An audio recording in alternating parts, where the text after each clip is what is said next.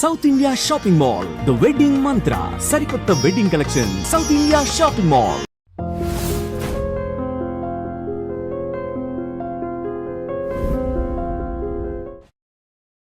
మీరు ఆ మధ్య ఆ సినిమా సక్సెస్ మీట్లో కొంచెం వల్గారిటీగా వచ్చే విధంగా కొంచెం మాట్లాడడం జరిగింది. అంటే మీరు ఆ ఉద్దేశం లేకపోవచ్చు, ఉందో లేదో నాకు తెలియదు, అంటే బాల్ పిసుక్కోవడం అన్న దాని విషయంలో కొంచెం మాట్లాడారు. అంటే ఏంటంటే సామాజిక ఆర్టిస్ట్ అనగా కొంచెం సామాజిక బాధ్యత అన్నది ఉండాలి కదా, దాన్ని రకరకాలుగా వెళ్తుంది జనాల్లోకి, మీరు ఒక బాధ్యతాయుతంగా మాట్లాడాలి కదా పబ్లిక్ ఫంక్షన్స్లలో అన్నది నా ప్రశ్న. అది ఎంతవరకు ఏం జరిగింది, మీరు ఎంతవరకు రియలైజ్ అయ్యారు ఆ విషయంలో?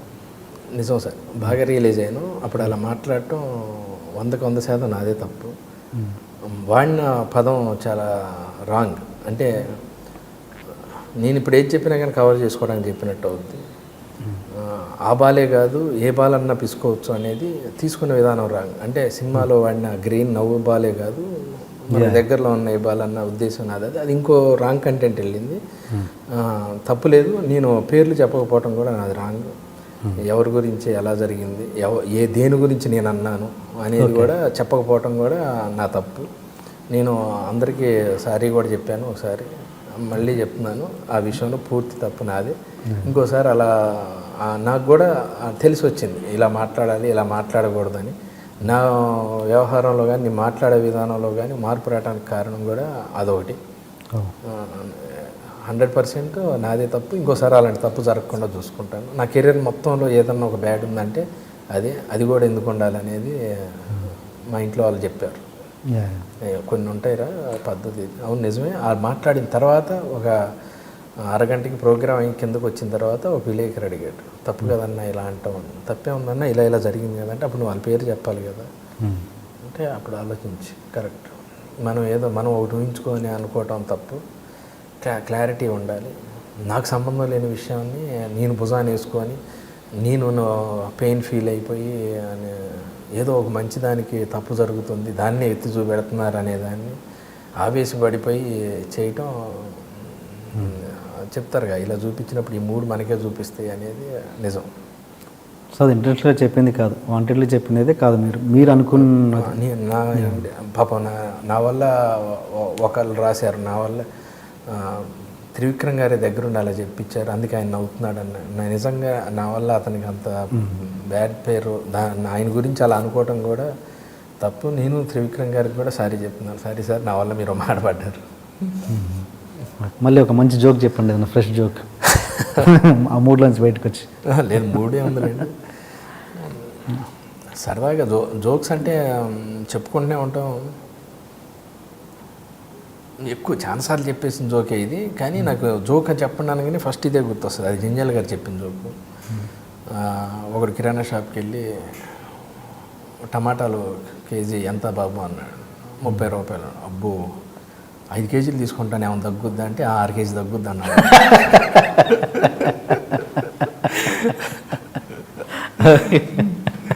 ఆయన ఎంత బాగుంటాయండి అలాంటి జోకులు, ఆయన చాలా బాగుంటాయి. సినిమాలో వచ్చిన జోక్ ఇది లేదు, జనరల్గా బయట ఆయన చెప్పిన జోకు. దాన్ని చాలా సార్లు నేను స్టేజ్ మీద కూడా చెప్పాను, కానీ నాకు బాగా ఇష్టమైన జోకుల్లో అదొకటి బాగా ఇష్టమైన జోకు. అసలు ఎంత అప్పుడైతే చాలా సార్లు తలుచుకొని నవ్వుతూ ఉండేవాళ్ళు. లొకేషన్లో కూడా బ్రహ్మానందం గారు కూడా అంత పెద్ద కమెడియన్ కదా, బయట జరిగేవన్నీ చెప్తూ ఉంటారు. ఏదైనా జోక్ జరిగితే వెంటనే ఇలా జరిగిందిరా అని ఆయన మీద ఉన్నా కానీ, ఓ రోజు పెద్ద ఆయన ఎంఎస్ గారు లేరు, ఇప్పుడు ఎంఎస్ గారు కూర్చొని ఉన్నారు, బ్రహ్మానందం గారు రెడీ అయ్యి వచ్చారు. ఆయన రాగానే నమస్తే అన్నయ్య అని చెప్పి ఇలా తిరిగి ఉన్నాడు ఇటువైపు. ఇక్కడున్న బ్రహ్మానందం గారు ఎలా ఉందిరా డ్రెస్ అన్నాడు. అదిరిపోయింది అన్నయ్య. ఇటు చూడకుండా ఆన్సర్ అడిగి చెప్తున్నావు ఏందాడు. చూసిన అదే ఆన్సర్ అయినప్పుడు చూడటం ఎందుకన్నా నీకు తెలుసు, నాకు తెలుసా. ఇలాంటి చాలా ఉన్నాయి అసలు. కృష్ణ భగవాన్ గారు వీళ్ళందరూ అద్భుతమైంది సార్, అసలు మంచి ప్రపంచం. ఒక 6 ఆర్టిస్టులు, ఈవి గారు లేకపోవడం వల్ల కూడా ఆ కోఆర్డినేషన్ అది మిస్ అవుతుంది సార్. ఆయన సినిమాలో ఇంతమంది కంపల్సరీ ఉండేవాళ్ళు, కూర్చొని పిక్నిక్లా జరిగేది. ఇప్పుడు మీరంతా పాత సీనియర్ ఆర్టిస్ట్ తోటి చాలా కాంబినేషన్ చేశారు కదా, అప్పుడు ఆవతి ప్రసాద్ కావచ్చు, ఎంఎస్ నారాయణ కావచ్చు, చాలామంది, ధర్మవర సుబ్రహ్మణ్యం. ఇప్పుడు ఆ లోటు తెలుస్తుందా? 100% తెలుస్తుంది. ఇప్పుడు అంతా కొత్త జనరేషన్తో కలిసి చేస్తున్నారు. ఎట్లా తేడా ఏంటి? ఇది ఆల్రెడీ ధర్మవరపు గారు అంటే ఒక ఇమేజ్ ఆడియన్స్ ముద్దరు పడిపోయింది మనసులో. ఆయన క్యారెక్టర్ చేస్తున్నాడంటే ఆయన ఈ అటకారం ఉంటుంది ఆయనలో, ఆయన మాట్లాడే విధానం అబ్బో అబ్బో అని చెప్పి ఇట్లాంటి ఆయన ఆనందో బ్రహ్మ కావచ్చు.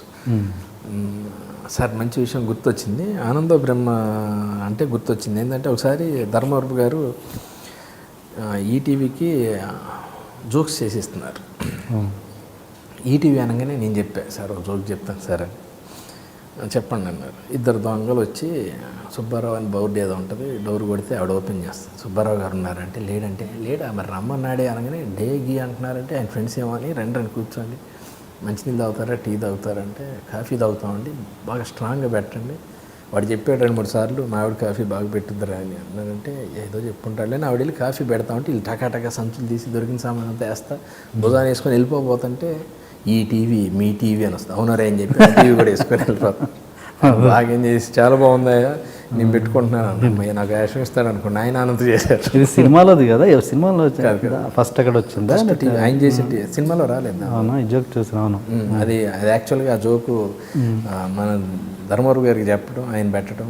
అదే ఆయన సినిమా, ఆయనదే సినిమాలో కాదు, సినిమాలో కాదు, ఆయన షూట్ చేసిన ఈటీవీకి చేసిన వాటిల్లో. Okay okay okay. అలాంటి ఆర్టిస్టులు అంటే వాళ్ళను ఒక ఇమేజ్ ఉన్న ఆర్టిస్టులు మళ్ళీ ఆ ఇమేజ్తో చేయాలంటే కష్టం కదా సార్. ఏమైనా వాళ్ళు చేసే క్యారెక్టర్లు కొన్ని మిస్ అవుతున్నాం మనం. మళ్ళీ ఆ రేంజ్ ఆ మెయింటైన్ చేసేది దొరకట్లేదు ప్రస్తుతానికి. మనకి ఆ ఏజ్ గ్రూప్ అంతా తక్కువ అయిపోయారు సార్. అలాంటి క్యారెక్టర్లు పుట్టట్లేదు, ఉన్నోళ్ళతోనే రుద్దుతూ ఉన్నాం మనం. యంగ్ కమిడియన్స్ చాలా మంది వచ్చారు, ఓ టీవీ షో ద్వారా అయితేనేమి, దాని ద్వారా చాలా మంది యంగ్ కమిడియన్స్ వచ్చారు. శ్రీనివాస్ రెడ్డి ఎక్కువ డబ్బులు అడిగితే ఇంకొని పెట్టుకుంటున్నారు. ఇంకోటి ఏజ్ గ్రూప్, ఆ ఏజ్ గ్రూప్ వాడు ఎంత అడిగితే అంత ఇవ్వాలి తప్పదు, ఎందుకంటే మనకి రిక్వైర్మెంట్ తక్కువ ఉందట. దీని మీద మీ ఒపీనియన్ ఏంటి అసలు? అంటే ఇప్పుడు చాలా కాంపిటీషన్ అనేది విపరీతంగా పెరిగిపోయింది, ముఖ్యంగా ఆర్టిస్టులలో. అంటే ఇప్పుడు సపోజ్ ₹1,00,000 ఇచ్చే ఆర్టిస్ట్ అతను ఎంత ఇమేజ్ ఉన్నా కూడా అతను ఎందుకు తీసుకోవాలి, ఇవాళ వచ్చిన జబర్దస్త్ ఆర్టిస్ట్ని పెట్టేయాలి అన్నది, ఇది ఎటువంటి ఇండికేషన్స్ ఇస్తుంది ఇండస్ట్రీలో? అంటే ఆర్టిస్టుల పరంగా అరే తగ్గించుకోవాలా, లేకపోతే రెమ్యునరేషన్, లేదా అలాగే కూర్చొని ఉండాలా, ఇలా? అదే సార్, మనకి తప్పదంటే రెమ్యునరేషన్ తగ్గించుకోవాలి సార్. ఇతనే కావాలి అనేటట్టు చేసుకోవాలి సార్. ఈ క్యారెక్టర్కి ఇతనే కావాలి, బ్రహ్మానందం గారు చేస్తేనే, లేకపోతే మిగతా కమెడియన్స్ ఎవరైనా సప్తగిరి చేస్తేనే, ఇట్లా వీళ్ళు చేస్తేనే అనేది, వెన్నెల కిషోర్ చేస్తేనే, రాజేష్ చేస్తేనే అనేది క్రియేట్ చేసుకోవాలి. అది క్రియేట్ చేసుకోకపోతే మాత్రం 100% వెళ్ళిపోతే, లేదా మనమే తగ్గించుకోవాలి. సరే భయ్య చేస్తాను నీకు, ఓకే, సినిమా హిట్ అయిన తర్వాత ఏంటి ఏమన్నా పంపిస్తావు, మళ్ళీ ఇట్లా ట్రై చేసుకోవాలి, లేదా ఇతనే ఉండాలి అనేది క్రియేట్ చేసుకోవాలి. ఎందుకంటే టాలెంట్ కొదవలేదు, చాలా మంది వచ్చేస్తున్నారు. బ్రహ్మానందం గారి టాపిక్ వచ్చింది కాబట్టి, మీకు బ్రహ్మానందం గారికి మంచి రిలేషన్ ఉందంట, ఎలా కుదిరింది అది? ఏమో సార్, నేనంటే బాగా ఇష్టపడతాడు, నువ్వంటే బాగా ఇష్టం రా అంటాడు. నేను బాగా ఆరాధించేవాడిని ఆయన్ని. అలాంటి బ్రహ్మానందం గారిని ఫస్ట్ టైం చూసినప్పుడు షాక్ అయ్యాను. ఒక క్విజ్ ప్రోగ్రాంలో ఆయన టీవీకి క్విజ్ ప్రోగ్రామ్ చేయడానికి వచ్చారు, సినిమా క్విజ్ అని ఈటీవీలో చేయడానికి వచ్చారు. దాని తర్వాత సుబ్బలక్ష్మి సుధాకర్ గారు చేశారు. ఆయన రేంజ్కి ఆయన షో రామోజీరావు గారి మీద ఉన్న అభిమానంతో, ఆయనతో ఉన్న ప్రేమతో ఒప్పుకున్నారు. ఆడియన్స్ కూర్చుంటారు, ఆడియన్స్ కూడా క్వశ్చన్ అడగాలి. వీళ్ళు కూడా చేసేవాళ్ళు కూడా, ఆ డైరెక్టర్ కూడా ఆడియన్స్కి ఒక మైక్ ఇవ్వాలి యాక్చువల్గా. అప్పుడు నేను జరిగింది చెప్తున్నాను నేను, అంటే వీళ్ళు తప్పు అని చెప్పట్లేదు, నన్ను సదుద్దేశంతో అర్థం చేసుకోండి. ఆ పైన ఉన్నోడు ఎవడో ఆ పైన కూర్చున్న అతనికి బ్రహ్మానందం గారు మైక్ ఆయన నోటి దగ్గర పెట్టాలని డైరెక్టర్ చెప్తున్నాడు. ఆయన వాళ్ళకి మైక్ ఇస్తే వాళ్ళు చెప్తారు కదా, అంటే మీరు అడిగారండి మీరే పెట్టాలండి అని. ఇలాంటివి జరుగుతున్నప్పుడు ఆయన చాలా ట్రై చేసి ఆయన హైట్కి, ఆ పైన ఉన్న ఆయనకి అంటే ఇంకొంచెం జరిగి ఇంకోటి మెట్టెక్కి మళ్ళీ ఇలా జరుగుతుంది సార్ అక్కడ. ఆ సిచ్యువేషన్లో అప్పటికి బ్రహ్మానందం గారు తప్ప పీక్లు ఎవరు లేరు కమెడియన్స్. 10 ఏళ్ల క్రితం అంటే మంచి పీకు, పటాపట కొట్టుకుని ఆ రేంజ్లో ఉన్న బ్రహ్మానందం గారు అరిచారనమాట. ఓ మైక్ ఆడ పెట్టాలండి, నేనే వెళ్ళి చెప్పాలంటే ఎదురుగుతుంది, నా వల్ల కాదు, నేను చైర్మన్ గారితో మాట్లాడి నేను చేయకపోవచ్చు ఇష్యూ అన్నట్లు ఏదో మాట్లాడుతున్నారు. అంటే నేను ఊహించుకుంటున్నాను ఏం మాట్లాడారు అనేది. కానీ ఒక రగడ అయితే, ఒక చిన్న ఇదైతే జరుగుతుంది.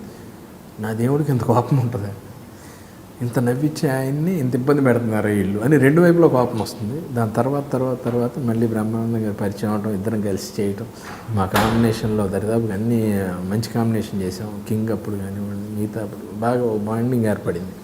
ఏదున్నా నేను ఓపెన్గా అడుగుతాను. నేను ఆయన కూడా మంచి సలహాలు ఇస్తూ ఉంటాను. బాగా తెలివైన ఆయన, బాగా పుస్తకాలు చదివిన అతను, జీవితం గురించి బాగా చదివిన అతను, ఎలా జాగ్రత్తగా ఉండాలి, లైఫ్లో ఎలా ఉండాలి. నేను కొంత మాటలు నాకు నోటిదోలు ఎక్కువ ఉండేది, అది కొంత కంట్రోల్ చేసుకోవడానికి కారణం కూడా ఆయన. మొన్నటిదా మీరు అడిగిన ప్రెస్ మీట్గా ఆ దెబ్బతో మొత్తం సమాధి అయిపోయింది నోటిదోలు అని.